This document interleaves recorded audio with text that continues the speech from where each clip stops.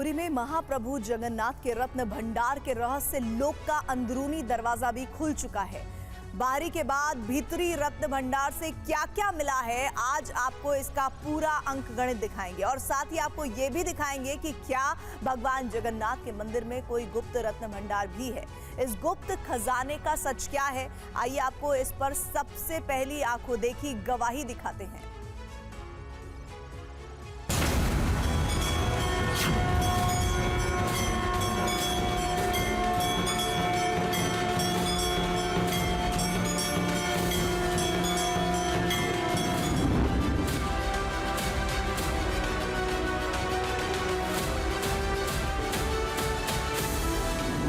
Now we have also taken a decision to open the Bhitar Bhandar again tomorrow for purpose of shifting the Ratna jewellery of the Bhitar Bhandar, and as scheduled we are ready.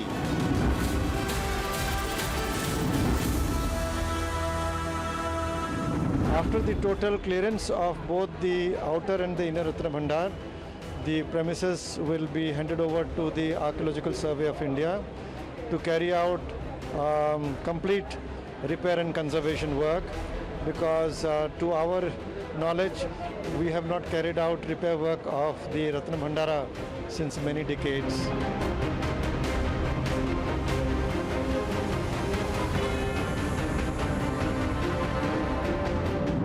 जो भी हमारा भीतर रत्न भंडार में जो भी आभूषण है, जो भी वैल्यूबल्स है, उसको सरकार के द्वारा धार्य किए गए एसओपी के तहत जो अस्थायी रत्न भंडार है उसके अंदर स्थानांतरित किया जाएगा।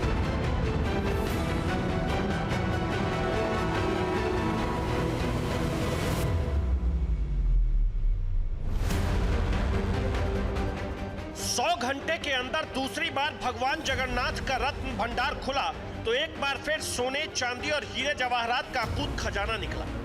इसे देखकर पिछली बार की तरह इस बार भी हर किसी की आंखें चौंधिया गई। पहले 14 जुलाई को बाहरी रत्न भंडार खोला गया और फिर 18 जुलाई को अंदरूनी रत्न भंडार खोला गया। दोनों भंडारों से क्या क्या मिला, कितना खजाना निकला, आपको सब कुछ दिखाएंगे। अभी आप सबसे पहले उन्हें सुनिए जिनकी निगरानी में 4 दिन में दूसरी बार रत्न भंडार खोला गया।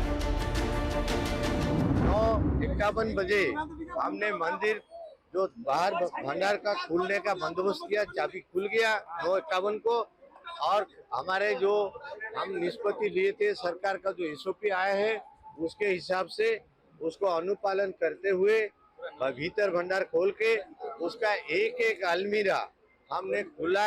एक अलमीरा को 1 नंबर अलमीरा में शिफ्ट किया, 2 अलमीरा का 2 नंबर अलमीरा में शिफ्ट किया। हमने टोटल 4 अलमीरा, 3 संदूक वहाँ पे पाया। सबको हम खोल के एक एक करके एक एक अलमीरा में शिफ्ट किया। सब शिफ्टिंग कंप्लीट हो गया लगभग 5 बजे।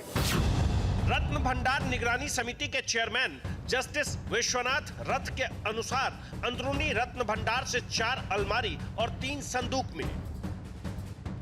अब सवाल ये कि इन अलमारियों और संदूकों से क्या क्या निकला।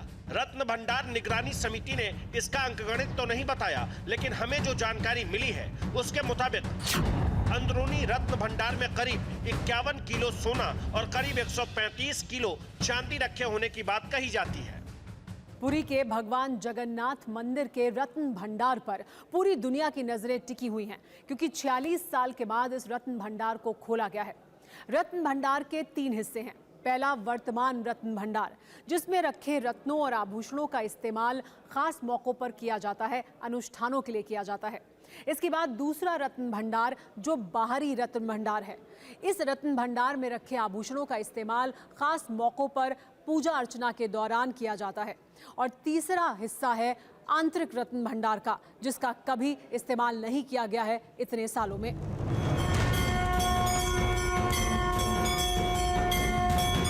अब रत्न भंडार का वो अनदेखी हिस्सा खुल चुका है। वहां से खजाने को निकालकर अस्थायी स्ट्रांग रूम में रखा जा चुका है। रत्न भंडार का जो हिस्सा अब तक रहस्य बना हुआ था, वो अंदर से कैसा दिखता है, वहां क्या क्या था, क्या सचमुच वहां कोई चमत्कार नजर आया, आप पहली बार वो अनदेखा सच भी सुन लीजिए। उसको जो अलमीरा सब हटा के उसका भी जो दीवार है 3 तरफ का, वो दीवार का भी हमने मुआयना लिया। हमको ऐसे कोई असंभव चीज का मालूम नहीं हुआ। दीवार जैसे से है, थोड़ी बहुत फटा फुटा है क्योंकि बहुत साल हो गया खुला नहीं था, और उसको अभी ताला डाल के सील करके उसका भीतर भंडार का भीतर का सील, ओरिजिनल टेम्पररी भंडार का जो सील है वो सील सब कलेक्टर साहब को दे दिया गया, सब ट्रेजरी को गया। क्या भगवान जगन्नाथ के इस मंदिर में अभी भी कोई गुप्त खजाना है? इसे लेकर भी आज बहुत बड़ी जानकारी सामने आई है। आपको गुप्त खजाने की वो कहानी थोड़ी देर बाद दिखाएंगे। अभी आप खजाने के रखवाले सांपों की कहानी का आंखों देखा सच देखिए।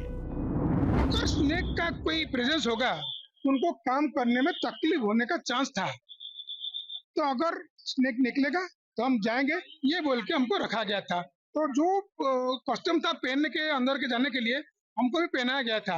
आप लोग रेडी रहो, कभी भी हमको बुलावा आ सकता है।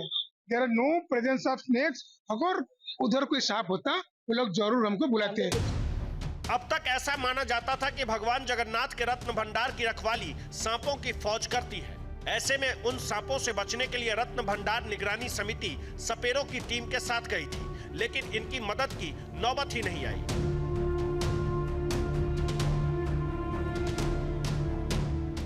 मंदिर के रत्न भंडार के अनदेखे और अंदरूनी हिस्से में 11 लोगों की टीम दाखिल हुई। शुभ मुहूर्त के अनुसार सुबह 9:51 का समय तय था। ऐसे में ठीक इसी समय पर निगरानी समिति के सदस्य रत्न भंडार के अंदर दाखिल हुए।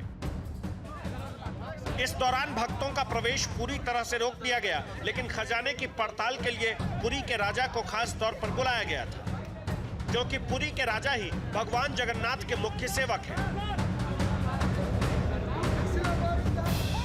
After the total clearance of both the outer and the inner Ratna Bhandar, the premises will be handed over to the Archaeological Survey of India to carry out complete repair and conservation work, because to our knowledge we have not carried out repair work of the Ratna Bhandara since many decades. Thereafter, all the jewelries, valuables from both the Bhandaras, which have been temporarily kept in the strong room outside next to the Ratna Bhandara, will be shifted back to the original place, and the inventory process will begin. We will take the help of the eminent jewelers. We have requested the Reserve Bank of India also to send their representative for this process. इससे पहले 14 जुलाई को दोपहर करीब 1:28 पर बाहरी रत्न भंडार खोला गया था। पहले दिन बाहरी रत्न भंडार के खजाने को 6 संदूकों में बंद कर अस्थायी स्ट्रांग रूम में शिफ्ट किया गया। बाहरी रत्न भंडार से क्या क्या मिला था, इसे लेकर भी कोई पक्की जानकारी नहीं है, लेकिन अनुमानों के अंकगणित के अनुसार बाहरी रत्न भंडार में 95 किलो सोना और करीब 19.5 किलो चांदी रखे होने की बात कही जाती है। 14 जुलाई को बाहरी रत्न भंडार में रखे गहनों और कीमती सामानों को मंदिर के अंदर अस्थायी स्ट्रांग रूम में रखने के बाद स्ट्रांग रूम को सील कर दिया गया। इसके बाद निगरानी समिति उसी दिन रत्न भंडार के अंदरूनी हिस्से में दाखिल हुई। अंदरूनी रत्न भंडार के दरवाजे पर 3 ताले लगे थे। जिला प्रशासन के पास मौजूद किसी चाबी से वो ताले नहीं खुले, तो उन तालों को तोड़ दिया गया। रत्न भंडार का दूसरा दरवाजा खुलते ही पुरी के एसपी पिनाक मिश्रा बेहोश भी हो गए। हालांकि इसका कारण पता नहीं चल सका। बाद में मंदिर परिसर में ही उनका इलाज किया गया। 14 जुलाई को ही अंदरूनी रत्न भंडार की अलमारियों और संदूकों में रखे सामानों का जायजा लिया गया। उस दिन निगरानी समिति ने इन सामानों को तुरंत यहां से नहीं हटाने का फैसला लिया, क्योंकि बीच में भगवान जगन्नाथ की बहुधा यात्रा और सुनवेशा अनुष्ठान का भी मुहूर्त था। ऐसे में बाद में अंदरूनी रत्न भंडार को खोलने का दिन 18 जुलाई तय किया गया। तय दिन और समय पर अंदरूनी रत्न भंडार भी खुल चुका है। इससे पहले 2018 में भी ओडिशा हाई कोर्ट के आदेश पर रत्न भंडार खोलने की कोशिश हुई थी, लेकिन 4 अप्रैल 2018 को 16 लोगों की टीम को खाली हाथ ही लौटना पड़ा था, क्योंकि तब ये दावा किया गया कि रत्न भंडार की चाबी खो गई है। इससे पहले साल 1978, 1926 और 1905 में भगवान जगन्नाथ के रत्न भंडार को खोला गया था। भगवान जगन्नाथ के रत्न भंडार की गुम चाबी 2024 के ओडिशा विधानसभा और लोकसभा चुनाव में भी बड़ा मुद्दा बना। उस दौरान प्रधानमंत्री नरेंद्र मोदी और गृह मंत्री अमित शाह ने करीब हर चुनावी सभा में इस मुद्दे पर ओडिशा की नवीन पटनायक सरकार को घेरा। श्री जगन्नाथ मंदिर के श्री रत्न भंडार के गर्भगृह के आंतरिक कक्ष की चाबियां पिछले 6 साल से लापता है। इतना बड़ा अमूल्य खजाना जो भगवान जगन्नाथ के ताबे में है, आप उसको भी संभाल नहीं पाए, चाबी खो दी। रत्न भंडार कितनी बार खुला, रत्न भंडार की जांच की रिपोर्ट को छिपाया गया। मैं आज कहकर जाता हूं, आप भाजपा सरकार बना दो, 4 आने का रत्न भंडार का हिसाब हम एडवर्टाइज कर उत्कल भाइयों बहनों के सामने रखेंगे।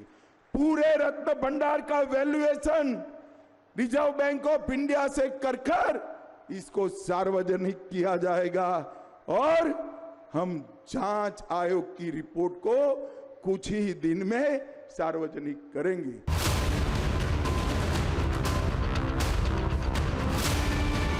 रत्न भंडार की गुम चाबी के मुद्दे पर नवीन पटनायक सरकार ने 2 समिति भी बनाई।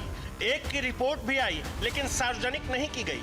दूसरी समिति की जांच पूरी होती इससे पहले 2024 में ओडिशा से बीजेडी सरकार की विदाई हो गई। सूबे की सत्ता में पहली बार बीजेपी आई तो वादे के अनुसार पहले भगवान जगन्नाथ के मंदिर के चारों दरवाजे खोले गए। मंदिर के 4 दरवाजों के नाम सिंह द्वार, अश्व द्वार, व्याघ्र द्वार और हस्ती द्वार है। लेकिन कोरोना महामारी के दौरान सिंह द्वार को छोड़कर 3 दरवाजे बंद कर दिए गए थे।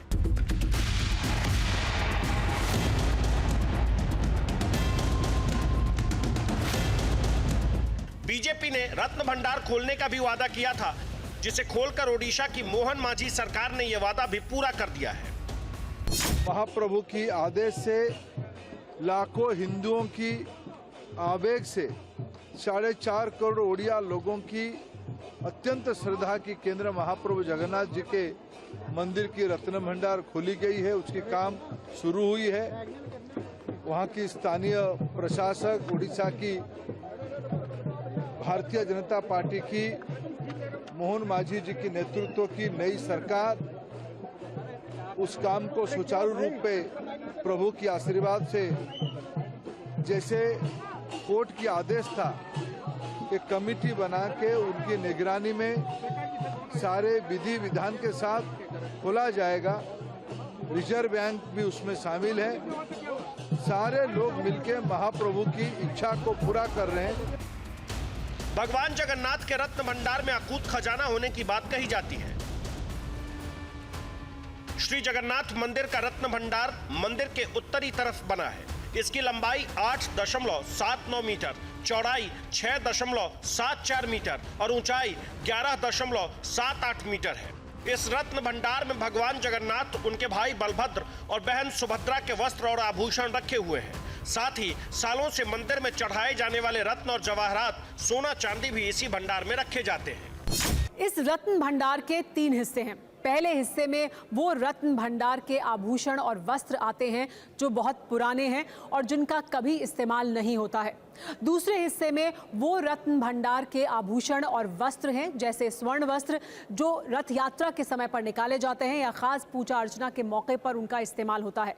और तीसरे हिस्से में वो रत्न आभूषण हैं जिनका रोज भगवान की पूजा अर्चना के लिए और भगवान के साज श्रृंगार के लिए इस्तेमाल किया जाता है। अब ये बात सामने आ चुकी है कि अंदरूनी रत्न भंडार से 4 अलमारियों और 3 संदूकों से भरे खजाने निकले हैं। ऐसे में अब लोग इनमें रखे खजानों को देखने के लिए बेकरार हैं। सवाल तो ये भी कि क्या पुरी के इस मंदिर में कोई और खजाना भी है? क्या कोई और गुप्त रत्न भंडार है जिसमें आभूषणों का अंबार है? भगवान जगन्नाथ के रत्न भंडार में इतने सोना, चांदी, हीरा, जवाहरात आए कहां से? इसे जानने के लिए आपको मंदिर के इतिहास पर नजर डालना होगा। अभी अगला काम जो है, हम लोग सरकार को लिखेंगे। अगर कोई वैज्ञानिक पद्धति वहाँ करने का है, सरकार हमको अनुमति दे और कोई भंडार है, वो संभावनाएं लोग दिखाते हैं। हमको मालूम नहीं कहाँ पे बुक में भी लिखा गया नहीं है। कोई रिपोर्ट में लिखा गया नहीं है। फिर भी जनता का क्योंकि आशंका हो रहा है, इसलिए हम तय किए हैं, सरकार को अनुरोध करेंगे जल्द से जल्द सरकार का जो नियम पालन करने के लिए आएगा, SOP आएगा, उसी हिसाब से हम आगे बढ़ेंगे।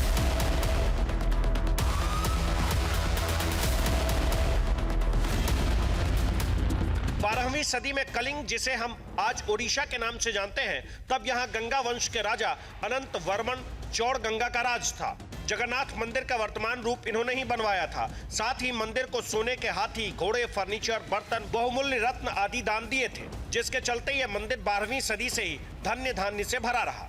जगन्नाथ मंदिर के ऐतिहासिक दस्तावेज मदला पंजी के अनुसार राजा अनंग भीम देव ने श्री जगन्नाथ को लगभग 14.5 लाख ग्राम सोना दान में दिया था, जिनसे भगवान की मूर्तियों के आभूषण बनाए गए। इनके पुत्र और गंगा वंश के अगले राजा का नाम था नरसिंह देव। नरसिंह देव ने ही घोषणा की थी कि भगवान जगन्नाथ इनके साम्राज्य के असली राजा हैं और वो खुद उनके प्रतिनिधि हैं। गंगा वंश के बाद कलिंग पर सूर्यवंशी राजाओं का शासन शुरू हुआ। इन्हें गजपति के नाम से भी जाना जाता है। गजपति साम्राज्य की स्थापना राजा कपिलेंद्र देव ने की थी। राजा कपिलेंद्र के बारे में एक शिलालेख में जिक्र मिलता है कि दक्षिण के अभियान के बाद जब वो लौटे तो वो अपने साथ 16 हाथियों में लाद कर सोना लाए थे। यह सारा सोना उन्होंने श्री जगन्नाथ को दान कर दिया था। ऐसे में भगवान जगन्नाथ के रत्न भंडार में इतने रत्न जमा हो गए कि यह मंदिर आक्रांताओं के निशाने पर आ गया। भगवान जगन्नाथ के रत्न भंडार में इतने बेशकीमती रत्न और आभूषण थे कि इन्हें लूटने के लिए इतिहास में कई बार मंदिर पर हमले भी हुए। 15वीं से 18वीं सदी के बीच मंदिर पर कम से कम 15 भारी हमले हुए, जिनमें से आखिरी आक्रमण बंगाल के एक तत्कालीन सेनापति मोहम्मद तकी खान ने 1731 में किया था।